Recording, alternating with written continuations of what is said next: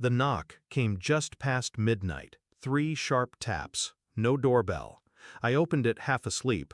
She stood there, barefoot, hoodie zipped to her chin. A split lip, swelling cheek, one eye red. My daughter. She didn't speak, just stepped inside and collapsed into my arms like she hadn't seen safety in days.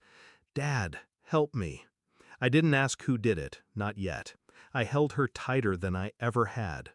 When she finally slept, I called her mother. My wife answered, flat tone. I said her name, said our daughter came home beaten. She paused, then, without hesitation, "I don't know." Cold, calculated, no shock, no panic. And I knew right then she wasn't surprised. She was covering for someone. I stared at the phone after it clicked silent. Her voice played on a loop in my head, so distant it didn't sound human. "I don't know." That wasn't denial, that was indifference. I sat at the edge of my daughter's bed, watching her breathe. Something in me snapped inward, quietly. I didn't feel rage, I felt clarity. This wasn't a mistake. This wasn't a drunken misunderstanding. This was planned, permitted, protected. And the bruises weren't new, they were old ones resurfaced. Beneath makeup, hidden under sleeves. Covered by someone who knew how to lie with her eyes. My wife had always been cold, but I never thought she'd let the rot spread to our daughter. But that's the thing about betrayal. You only notice the leak after the house smells like mold. The next morning, she asked me not to tell her mother. I told her I wouldn't, but I didn't promise the same for her family. I started with her phone. My daughter never deleted anything. Screenshots, texts, voicemails, a digital breadcrumb trail of silence.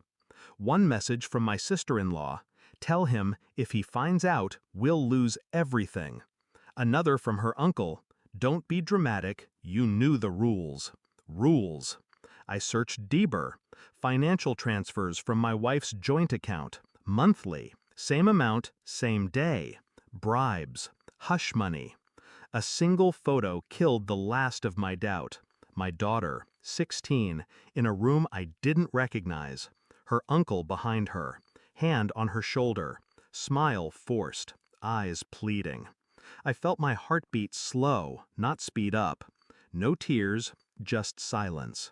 I printed everything. Then I called them. Said we were having a family dinner. No details, no emotion, just a calm request.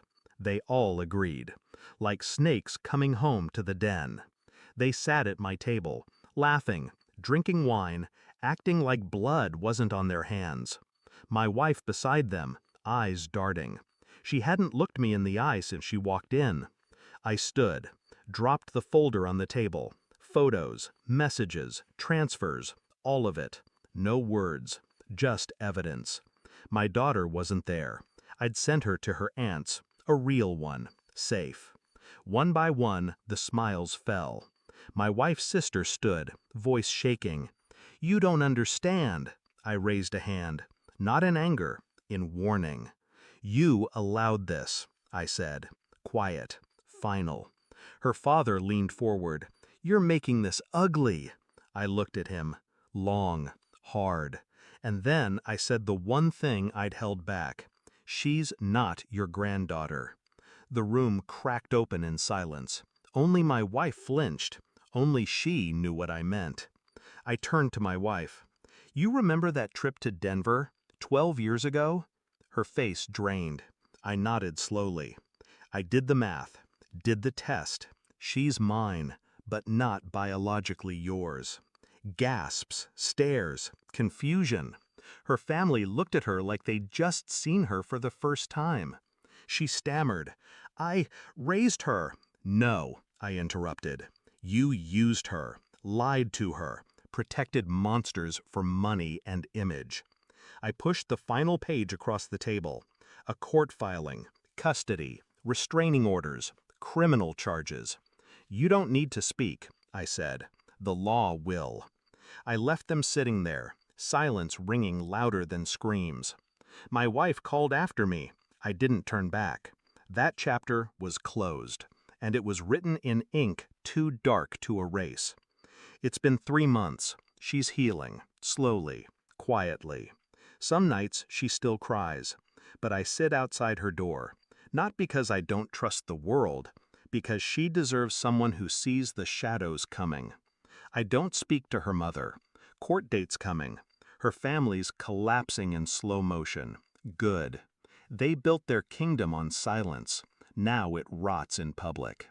I don't need revenge. I just needed her to know that someone believed her, and someone burned everything that hurt her to the ground. She calls me Dad with a different tone now, like the word means safe.